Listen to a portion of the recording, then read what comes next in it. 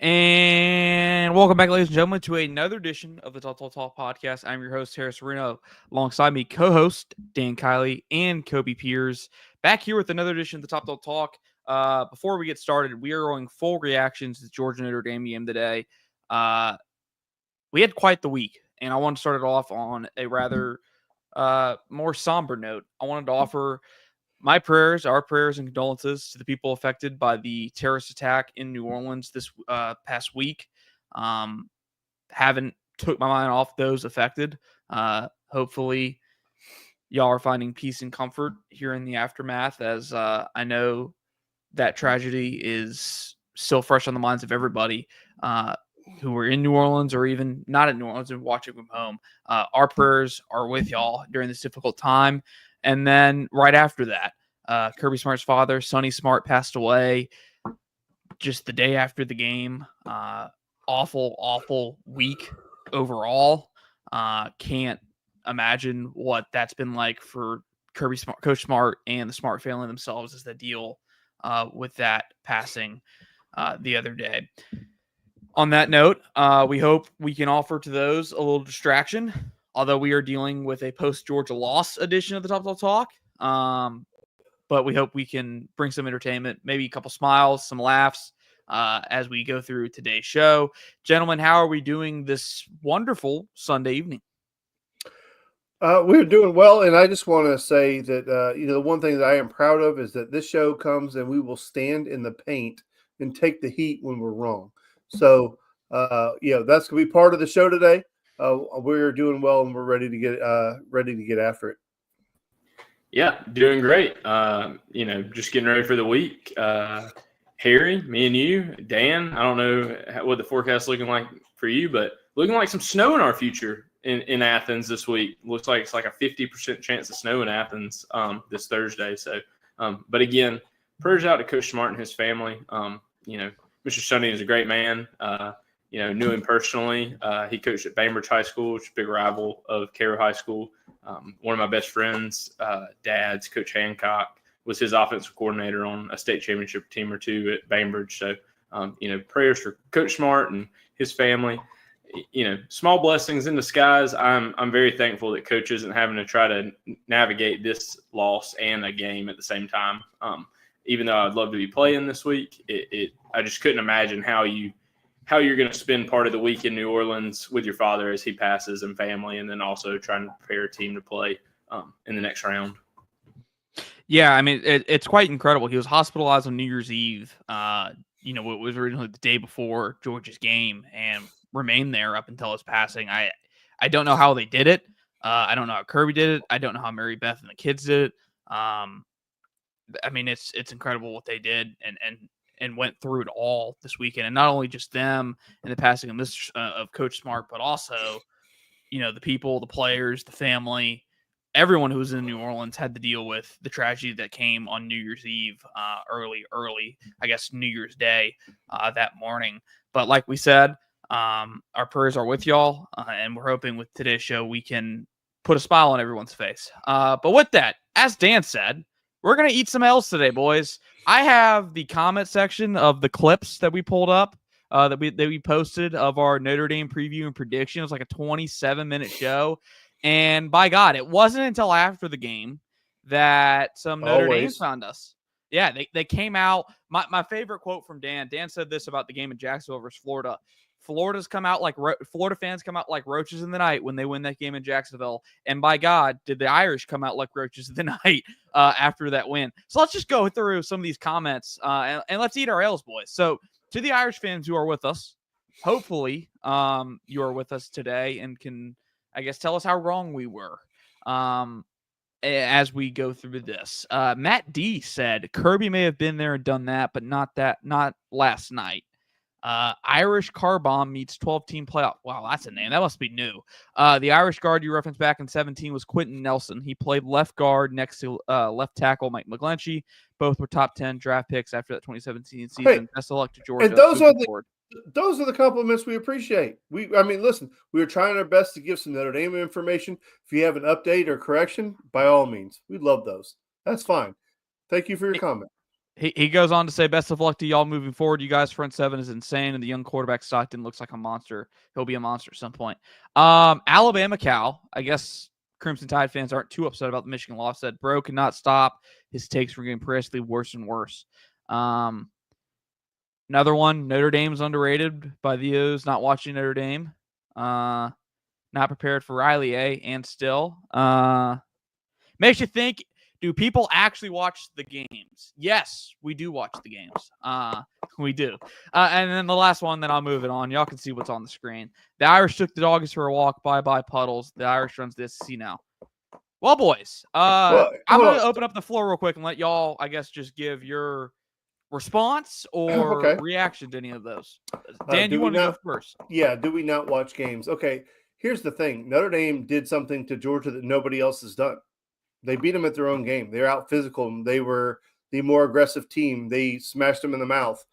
They made it hard on them. That's something. Did we not watch the games? That's what Georgia has done to everybody for the last 4 years. So, yeah, we watched every one of the games, and we haven't seen anybody do that to Georgia. Notre Dame was the first team to do it. Congratulations, they did it. I mean, there's no negativity about it. Notre Dame was more physical, and they dominated the game up front. The end. Yeah, I think I'm more on the Dan Lanning postgame presser comment. Some nights aren't your night, and last night, New Year's Day wasn't our night. I think that if you could go back and ask Kirby if he would take a knee right before halftime, I think he'd tell you yeah, and take his medicine and go in 6-3. That a couple just major things didn't roll our way, and those stacked up in the end with a backup quarterback that you couldn't overcome. You can't fumble the ball inside the 20. You can't have a penalty on a play that may go and score a touchdown. You can't have a fumble inside the 20 again on the other 20, this time that leads to a touchdown. And then you can't have the special teams blunder out of half, giving up a free 7. I mean, the defense held them to field goals. They limited the passing game. I mean, they're under 100 yards passing. Riley burned you late in the game, I think, even more than anything, kind of when they were on that drive to kill the clock at the end of the game. But, I mean, overall, your defense really held them at bay. Their defense was very physical. They stopped the run extremely well. Kudos to them for that. An undersized front with a key piece missing. Defense coordinator called a great game plan and limited us. And our issues, like they've been all season, have been we're fine between the 20s. It's when we get down to the red area that we just seem to struggle with condensed looks. We can't just turn around and hand the ball off to a running back and go get 5 yards and a touchdown. We have to draw up some play to win, and we're just not drawing up a lot of winners. And Kobe, let's start there, because I think my biggest takeaway from this game was this was basically a mini movie in terms of how the Georgia season unfolded. Missed tackles, drop balls, no run game. Georgia ranked 95th in the country in rushing yards per game coming into this. They finished with just 66 yards rushing. Not the recipe for success, as you said, with a starting quarterback making his first career start in the Sugar Bowl against a playoff caliber team. But I think what shocked me the most, and if you told me this going into the game and without telling me the score and I just had to guess, if I knew Notre Dame passed for 90 yards and Georgia passed for 234, I would have thought Georgia won that game. Probably 9 times out of 10. By a lot. Yeah. I would have thought Georgia dominated. That really was kind of shocking to me. I think one of the bigger takeaways for me is that Notre Dame's offense was very limited. They didn't do a whole lot. They weren't able to accomplish a lot. But when it mattered most, they turned into Georgia Tech and just played keep away in the fourth quarter, and there was nothing Georgia could do to get the ball back. One of the keys to victory, or one of the the keys that we talked about, was Georgia having to get off the field on third down. Kobe, you remember we talked about this, and it was Georgia has to get off the field on third down. And you've got to be able to tackle. And one of the issues that Kirby mentioned in his press conference prior to the game was that when you have a long gap, you don't tackle to the ground during practice, and then it may show up in the game. And it did. There's one play in particular, I think it was third and medium, maybe 3rd and 4 or 5, and KJ Bolden comes up through the hole and just lays a lick on the running back, not Love, the other one. Price. And he just bounces right off, bounces outside, and ends up picking up the first down. Now, here we go. Another first, and then they end up, if I'm not mistaken, getting 1 or 2 more first downs on that drive. But the point being is that you had an opportunity to get off the field on the, plus side of the 50. And, just because you couldn't wrap up and make a tackle. And I'm not picking on KJ. He's had a great freshman year. I'm just pointing out a play. So, it's little things like that really bother you. And then, you talked about getting in the end zone or getting in the red zone and not dialing up winners. Man, listen, you can't hang this game on Bobo at all. I mean, he did drop some winners. Unfortunately, there wasn't a lot of great play calling down in the red zone, and that's kind of been a problem all year. And it's like, it's okay to say or to have a frustration with Bobo or any other coach, but giving specific examples. Don't just lay it out there like, Bobo sucks. Bobo doesn't suck. I mean, that damn play to Dylan Bell looked like a freaking great call to me. He didn't tell Dylan to drop it. Okay, the play for ETN, if we block that, I'm not saying he walks into the end zone, but it's a first down. Instead, we fumble. You know what I'm saying? So, like, if you want to say Bobo did something wrong, that's fine. Just give me an example of what you're talking about. Don't just say he sucks. That's lazy. Kobe, real quick before you jump in, this was a great point by Dan. I wanted to read it out for you, and I'll let you take it away here. I'm just going to read you off Notre Dame scoring drives in terms of yardage. Notre Dame got a field goal on a 49-yard drive. 32-yard drive was another field goal. They went 13 yards on their touchdown drive in the first half, and then they went 29 yards for another field goal late in the game. That's their scoring drives. That's not real dominant. Whose game, if you had to close your eyes and listen to that again, whose game did that sound like? Whose game does that remind either of you of? The Texas game and short term. The Texas game. In terms of short field. Yeah, it reminds me of a team that was suffocating enough on defense to make the other team make the mistakes, and they made a point to score on their opportunities, and you can't fault them for that. I mean, like you're saying, was it a dominant performance by Notre Dame? No. Was it a dominant performance by Georgia? No. It was just kind of a sloppy football game where when we made a mistake, they took advantage and capitalized and scored. And that's how you lose games in the postseason. It's how you've lost SEC championships in the past. It's how you've lost big games in the past. Very few times, again, besides like Ole Miss, maybe Alabama this year, a couple games in the past, very few times where you just completely dominated the whole game. And I'm not really sure that I would count this one as one that we were just dominated. I think that's what makes it suck a little more is that, we were very much in this game the whole game. I at no point was like, well, let's pack it up. It's been a good season, whatever. But it is what it is. At some point, you got to go get better. And I think that's a huge point of emphasis this offseason is going to be getting this team better, building around the talent we have and adding some additional talent. And that's something we've started doing as of early as today. Yeah, you land Zachariah Branch and Zion Branch, both brothers from USC, out of the portal. We will touch on that here toward the end. Dan, let's start here in terms of what Kobe was going off of there.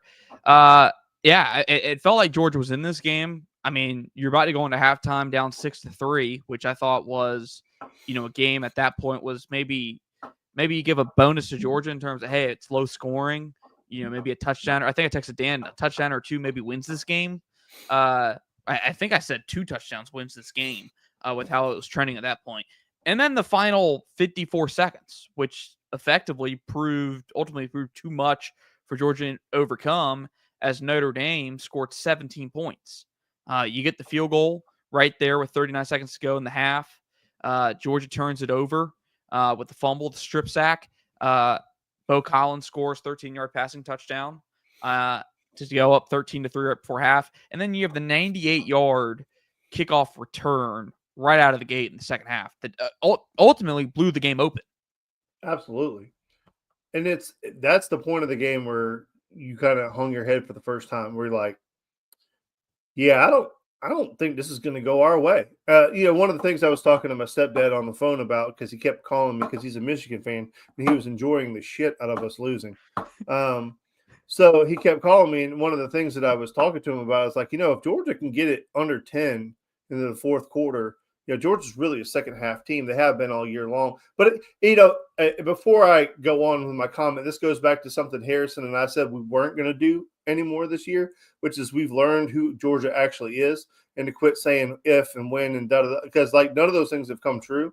We were kind of waiting for Georgia to break out of this funk and turn it into the Georgia that the historical Georgia, but that has never been the case this year. But I had that little that twinkle of hope that if Georgia could get it close into the fourth quarter, inside of 10 points, that I had a feeling, or I thought I did, that Georgia was going to be able to get things rolling.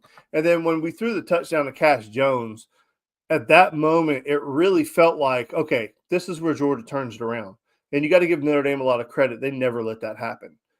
And, sometimes both teams can play good. Sometimes both teams can play bad. Sometimes one plays good and one plays bad.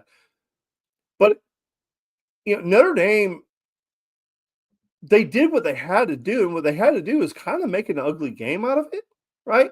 Like that. I don't feel like there's a scenario where Notre Dame can try to play that game fast-paced and try to air it out and win.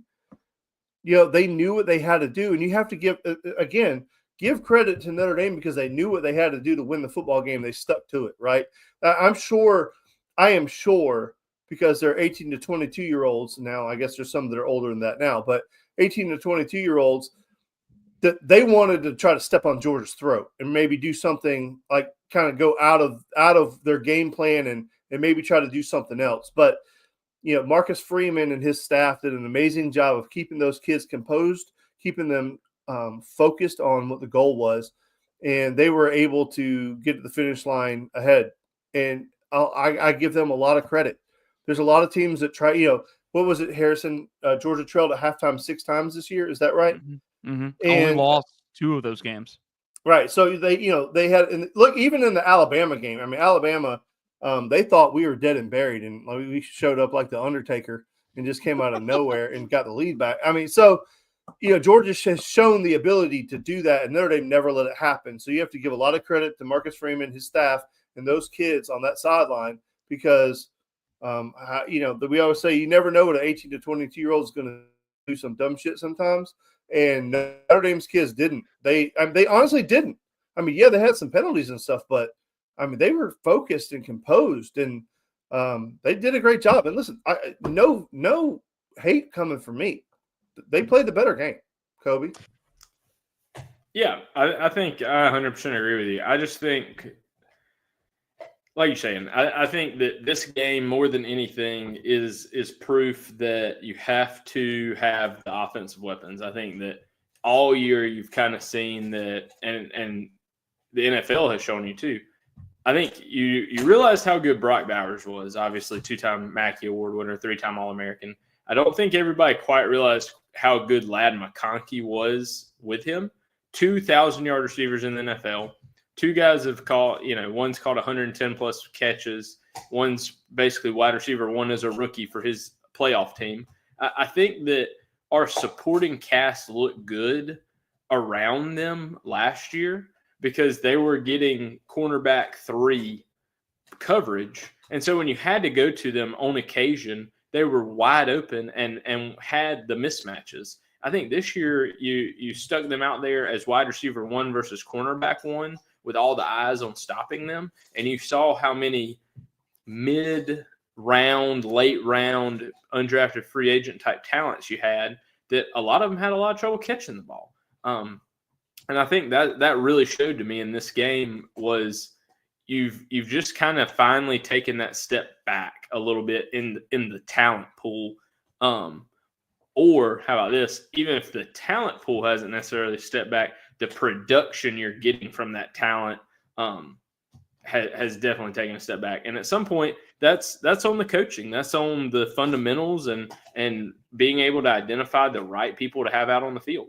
To me, if we have a catching problem at wide receiver, we maybe should be looking at who's playing wide receiver for us. Yeah, Kobe, I think, and we'll hit it's BLST's question here in a minute. The best analysis I've heard all week about this game came from on threes, J.D. Piquel. And really, it's just about Georgia's offense in general. And he wasn't saying this as a criticism of Georgia, of Mike Bobo in Georgia. He wasn't saying, hey, this is a referendum totally on him. He was just more so putting on everybody on that offensive staff and the recruiting. And, Georgia had no identity this year. Georgia wasn't elite at anything. They were top 12 in passing under Beck, with Beck at the helm in the regular season. But it was very much hit or miss whenever they were going to turn it on. Like, I think the best they ever looked past the ball was Tennessee in the second half. That's the best the offense ever really looked all year passing. But the run game was astronomically bad. 95th in rushing yards per game. Georgia just had no identity. We didn't know what they were going to be good at week to week because it constantly changed. And I think we saw that in the Notre Dame game prove troublesome because you look at it, Georgia rushed for 66 yards. And I want to put this point because I put it in our private chat where as Kobe and Dan were talking, Dan, you brought up the Cash Jones touchdown as the moment you thought, hey, Georgia's about to turn it on. They went 63 yards in 5 plays. That was very reminiscent. That was very reminiscent of the Georgia Tech game where after Georgia punted to start the second half against Georgia Tech and then forced a fumble, Georgia's offense went 51 yards in 6 plays before Carson Beck found Oscar Delp. The key difference between the two games is Georgia scored on his next 3 drives to end that game with touchdowns. And they did it with a 13-play, 75-yard drive, an 8-play, 75-yard drive, and then a 5-play, 32-yard drive. And they got turnovers to help them do it in that game. Those never came in this game. As for Gunnar Stockton, gentlemen, I'll turn this over to y'all. Let's get round table on this one. Starting with you, Dan. Do you think Gunnar Stockton proved himself to be QB1 next year?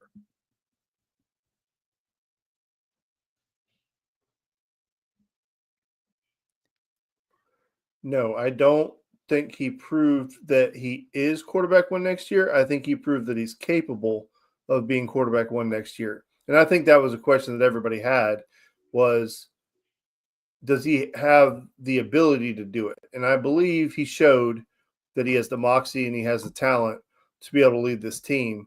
But do I think that he did anything to lock it up? No, I think there's going to be a competition next year for sure. That's just my opinion.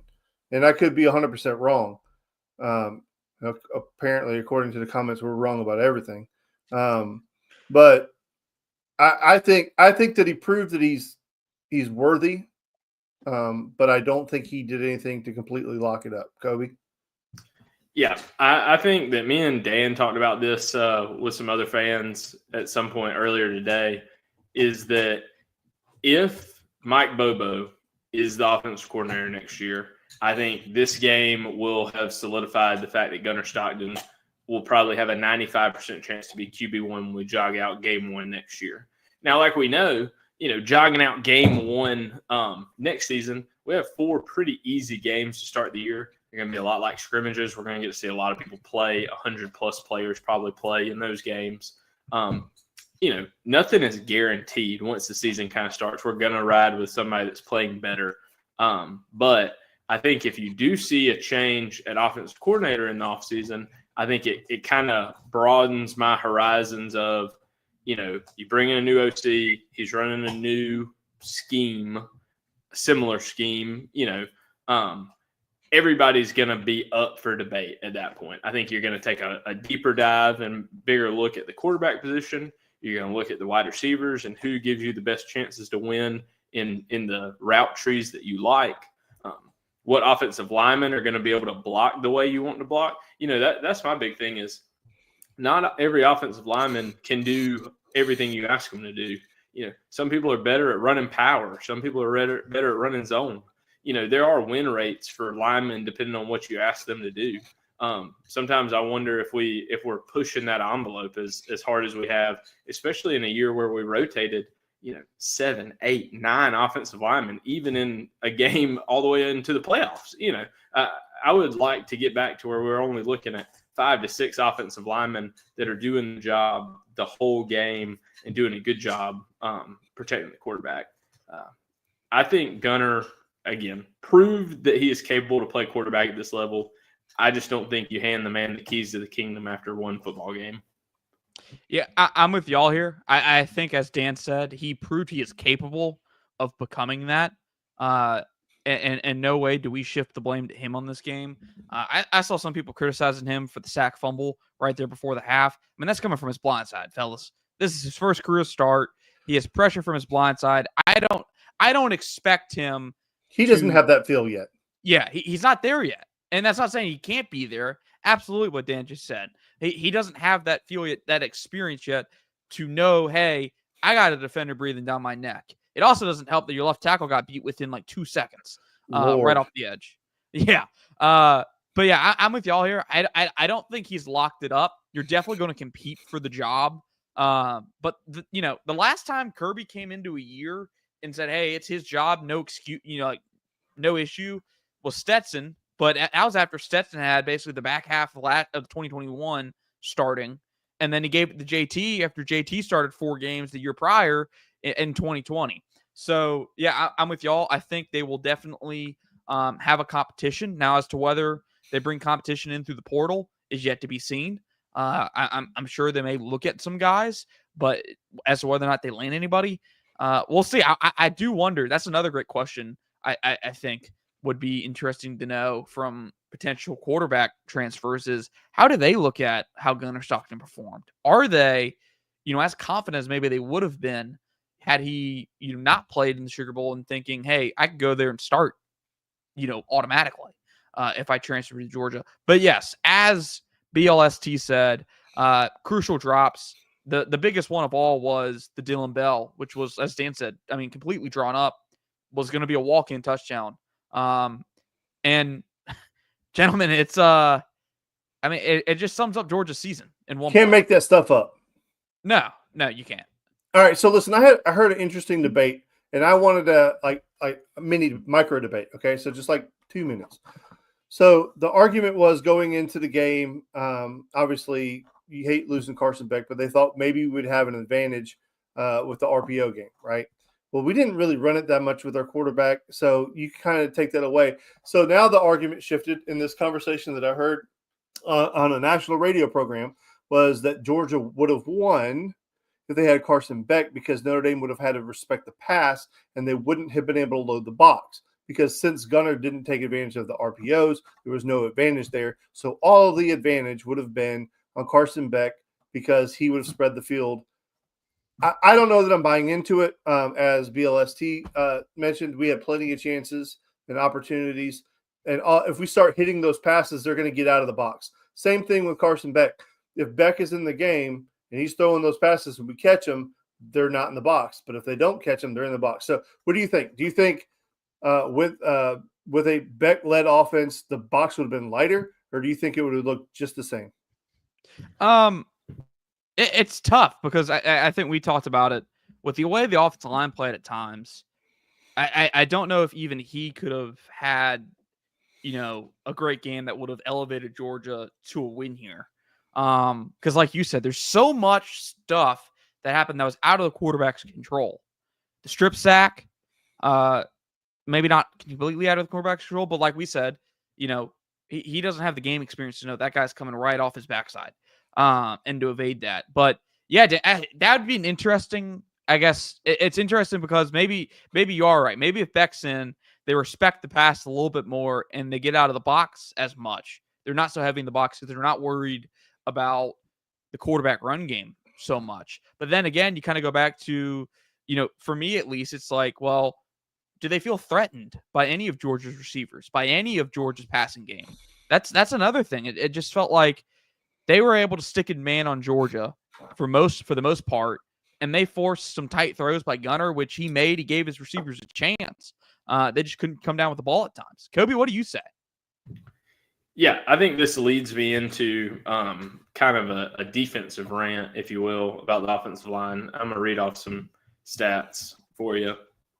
So Notre Dame defense had 4 sacks and 9 tackles for loss. They also had 5 pass defenses where they knocked the ball away, on a ball incoming to the receiver.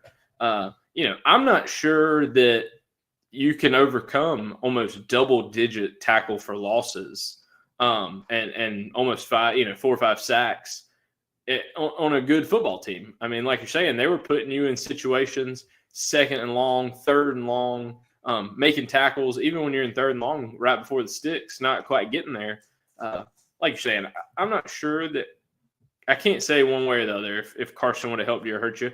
Maybe he checks you into a different protection on the blitz that causes ETN to fumble. Maybe there's some small things. Maybe he does feel the pressure down his neck in the blindside sack. Maybe he doesn't. I mean, Stetson Bennett took a sack very similar in a national championship game, and that man had played a whole season, and he still couldn't feel the pressure coming blindside sack. So, it is what it is. I think the only thing I will say is what I thought Gunner was going to do really well in the RPO game, keeping the ball and picking up positive yards, kind of like Leonard did for them. I don't think he did as well as maybe was advertised or as well as I thought he would. I thought he looked a little slow getting around the edge against some of the defensive ends. I thought they kind of got to him quickly and really limited his ability to get upfield and get us a free 5-6 yards on a pull read. So that would be the only thing there. Yeah, I'm with you there. I do think Notre Dame looked, really over-prepared in terms of the quarterback run game. I mean, the first 2nd down of the game, they put him on a bootleg, and the guy just runs him down. Like, just is with him the whole way. Like, hey, I know this is coming. This is your play call. I'm right there with you. And it goes nowhere. And they had it a little bit later on in the game where they tried to roll him out, and they just sat on it. They knew it was coming. So I'm with you, Kobe. I think I expected the offense to look a tad bit different. I thought we were going back to maybe more of the Stetson Bennett play calls in terms of running the run game. I thought we were going to see quarterback counter in the red zone. I don't think we did. We didn't. But then again, we didn't get in the red zone close enough and long enough to be able to see that happen. But yeah, I'm with you there. I think it would have been hard to survive 4 sacks and 9 tackles for a loss. Dan, you asked the question, but you haven't given us your answer, so I want to give you the chance. I did. I started you it. Did? Okay. Yeah, I started. I said that I think it's kind of unfair because Gunner did some things that should have alleviated the pressure inside the box. However, our wide receivers couldn't function properly like normal wide receivers and catch the football. So they were able to keep crowd in the box. Like they were daring us to beat them. We did, except for our wide receiver dropped the football. So they're like, okay, we're going to continue to do this until you make us pay. And we just couldn't make them pay. And listen, there were opportunities, man. There were opportunities, 100%. And another thing that just kind of hit me while you guys were talking about different things is, Notre Dame looked like it was the team that had 25 days to prepare for this game. To me, and I know this probably isn't true, but to me, it looks like they didn't even prep for Indiana. They've been working on Georgia for 2 weeks or 3 weeks or whatever the case was because they had an answer for everything we tried to do. And I think we have gotten very comfortable saying that this is an elite coaching staff at Georgia. And there were times during that game where and we've talked about this too. I talked to Kobe on the phone just for a few minutes the other day, and we said it was one of those things where Marcus Freeman rolled the dice multiple times, and he came up on every single one of them. Kirby Smart rolled the dice on a couple of different plays, and he didn't come up aces on any of them, right? So the takeaway from the general public is Kirby's an idiot, and Marcus Freeman is the best coach ever, right? Well, luck has a lot to do with that. I mean, if Kirby hits on a couple of those 50-50 decisions that he made, we're talking a completely different story. And typically he does. It was just not our night. Let me read you on talking about not our night. Here, the whole week, you don't gotta go zoom in on me because I'm gonna be on a different screen so I can read this. So all week I talked about how good I thought Mike Bobo's opening drive, scripted game plan had to be in order to kind of get out early, right? So this is how the first drive goes. ETN for a loss of 2. Gunnar Stockton run for no gain.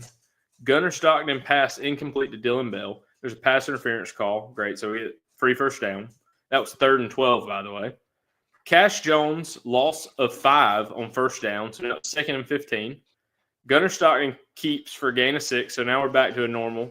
And then we're 3rd and 9. Gunnar Stockton sacked for a loss of 12. That ain't good. Also, I believe when I'm looking here, we fumbled and then we recovered our own fumble there, if I'm reading that correctly. So talk about just what a opening drive of mishaps. And I get it, you have a new quarterback, but talking about kind of setting the tone early, we set the tone. Then we have a terrible no call on the roughing the kicker, roughing the punter on that drive as well. Two of them.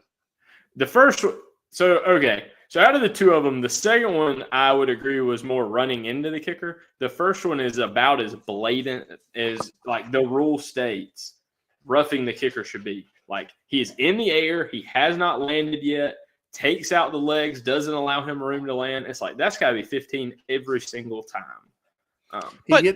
They hit the extended kicking leg both times. But and to me, it's the second one that's egregious because it's 2 times in a row. Yeah. And he hit the kicking leg. The kicking leg was still in the air. Like if both feet are on the ground, you run into him, I got you. Running into the kicker. But he's still extended from punting the football. That was wild.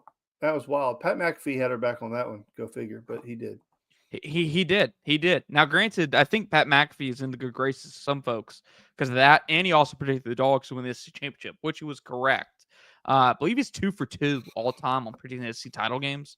Shout out to Pat McAfee. Notre Dame had 9 tackles for a loss, 4 sacks, 3 forced fumbles, 2 recovered, 2 PBUs. Yeah, that's what our man Kobe was just telling us. 4 sacks, 9 tackles for a loss. I'm curious. Let me go look. What was Georgia's numbers for comparison? Georgia had 1 sack and 1 TFL. Well, if that doesn't tell you how the game went, I don't know what will. It's crazy to think with how good Georgia's defensive line played to start that game. I thought Georgia was going to end that game with a few sacks for a few sacks and a few tackles for a loss. It just never developed. As we have Kobe's dog, we have a guest in the room. I love how I looked at the camera after said dog. Gentlemen, I just think the best way to put it in terms of this game as a whole was it was frustrating for Georgia fans, but it wasn't anything new for this season. No. It was kind of a repeat of the same old issues that have plagued Georgia all year long. And we were foolish enough to think that they would be able to correct it and start playing good football in the postseason. I mean, as bad as this Georgia team is, as bad as the mistakes that they've made, all of that stuff, they still won an SEC championship, played the hardest schedule in the country, went 11-2 with that schedule. Again, won the SEC championship, beat Texas twice. Texas has a really good shot of going deep, but go ahead, Kobe. No, you go ahead. Go ahead. No, listen, Georgia did a lot of stuff, but go ahead.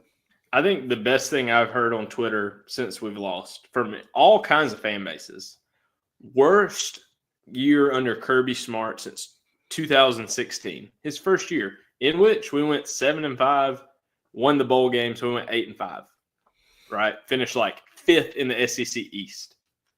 And this is the worst year. We won the SEC. We were 2nd in the SEC in the regular season standings, won the SEC championship, and Texas, who easily could be a national contender, you beat twice, once at home, once at neutral site.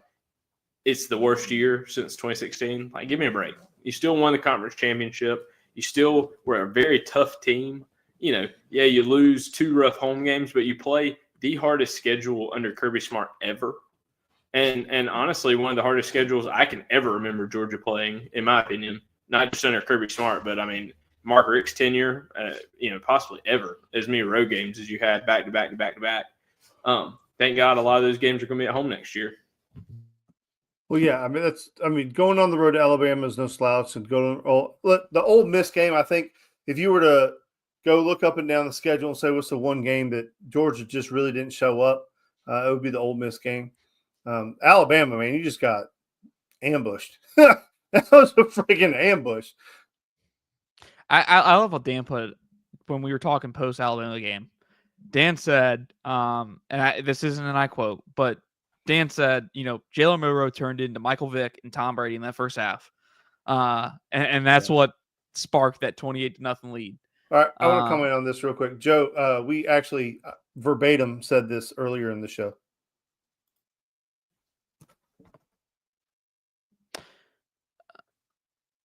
Yeah. I think, what was it? Kobe? I said it. Kobe, okay. You said it a little bit earlier in the show. Joe, if you're new here, make sure to like, subscribe. We appreciate you for being here. Also, for anyone else joining us tonight, make sure to like and subscribe. Gentlemen, before we wrap up tonight, I should say, let's put an eye to the future. I know we have all offseason to talk about the future, but we do have some news out of the transfer portal. Zachariah and Zion Branch committed to Georgia today. In a move, 2 commitments that I think is going to go down as Georgia fans' favorite package deal of sorts. Because you get Zachariah Branch, who is, in one word, explosive, whether he's at receiver or on punt return. And then you get Zion Branch, who's been a solid safety over there for USC, who is going to come and contribute in a safety room that's losing Dan Jackson and Malachi Starks this offseason. Yeah, I think that, like anything, I think that you love when you get the package deals done. I think the Branch brothers could be a great addition. They're going to add depth in the DB room. Hopefully you're getting a wide receiver one in the wide receiver room possibly.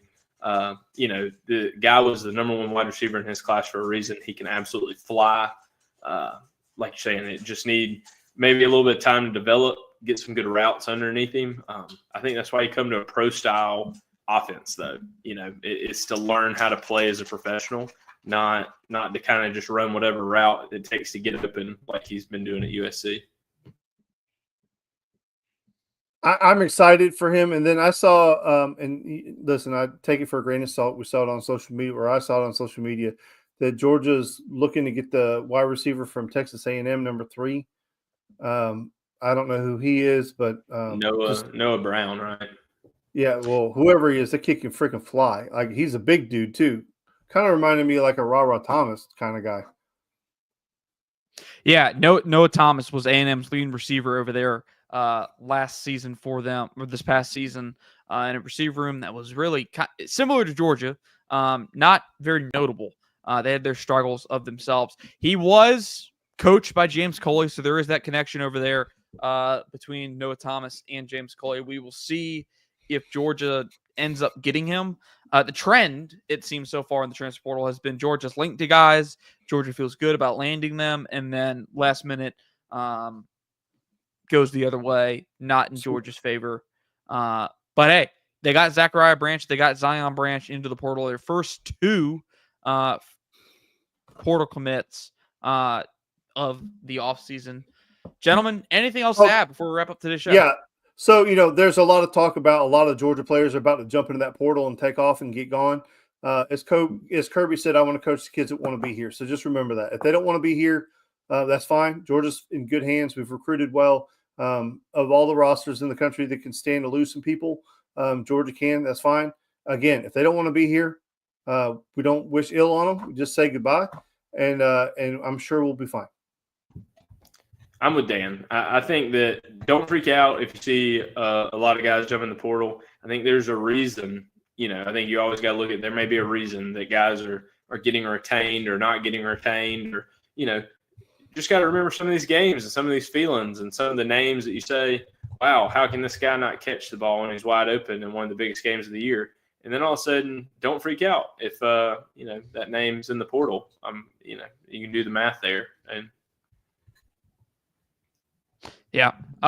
Folks, if you haven't already, make sure to like and subscribe. Thank you for joining us tonight as we wrap up Georgia's season. It's been a long season, I think, for a lot of people, just with kind of how up and down the teams has been. But we've enjoyed being here. I know we've bounced around from week to week in terms of when we do our shows, but we are on a more consistent schedule. We will be live every Sunday and Wednesday at 7:30. You can find us here every Sunday and Wednesday at 7:30. We appreciate you for being here.